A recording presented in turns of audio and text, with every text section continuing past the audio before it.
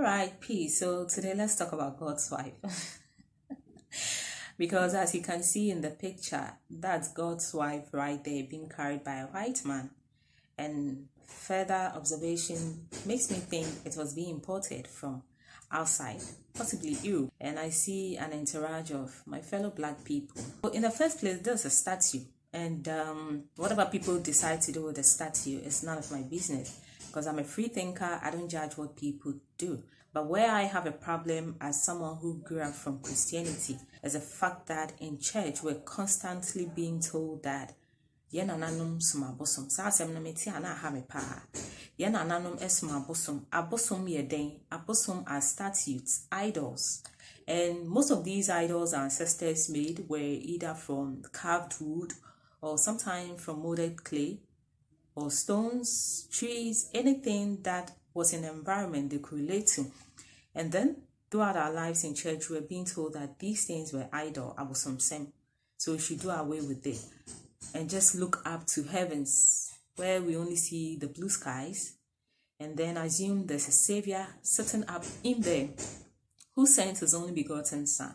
Now, one other thing is that throughout my time in church, I noticed that whenever they give us a representation of, because you can't tell me God impregnated someone's wife and a child was born and somehow the child has no human recognition or race. So I remember those days in church when I asked, so how does Jesus look like? They'll go like, he's a white man. And I'm thinking, how does a white man become the savior of Africa? Then they are like, well, he was born somewhere in the Middle East, and in those days, they were being inhabited by a mixture of white and black people like the mulattoes. You know, it's like, it still doesn't look African. So what I've noticed now is that when you go on social media, people are trying to reframe the image of Jesus to make him look like a black man. It still is not satisfying. The point is, if God really meant Jesus to be the savior of the world, Jesus should have been able to leave a trademark, because we see statues of people like Pharaoh, Pontius Pilate, all the great people of Greece. And yet still, they couldn't even give us just one replica of how Jesus should have looked like. Those days at church, whenever they wanted to give us a representation of how Jesus looked like, they'll give us a white man with blonde hair or straight hair with a lamp around his neck. And I'm always thinking, why should my savior be like that? And I remember one time I asked this question in church and I was shut down. It's like, it's just a representation. Just close your eyes and look within you and connect to the spirit. I'm like, no. And this is what people don't understand about our ancestors and our cultural practices. The fact that you saw ancestors molding clay and stones and bricks and wood doesn't mean that they worship those things necessarily. I think it's a great mistake we, the youth of Africa, is making, because we look at all those things are like, oh, they worship artifacts. I see some pastors even try to bend these artifacts. Of course, it's energy, you can bend it, but if the source of that energy is not destroyed, that energy would always find something else to dwell in. That's why people can lose their houses, their properties and everything. They may cry for a while, but with perseverance and zeal and enthusiasm, we can always build up again.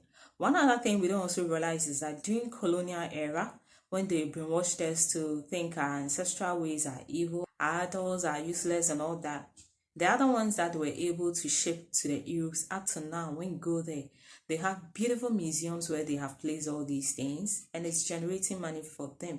But Africa here, if people go to their village or see any traditional display where a local priest or comfort is carrying some of these idols on their head, they're like, that is demonic, that's fetish. And yet still see one brainwashed Oyibo man carrying a statue.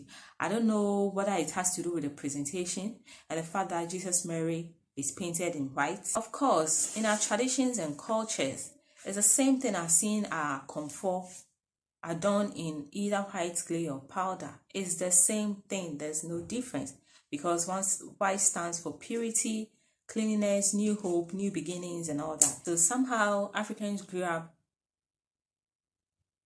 believing that our own idols, because it's been carved by our own hands and look like us, are evil.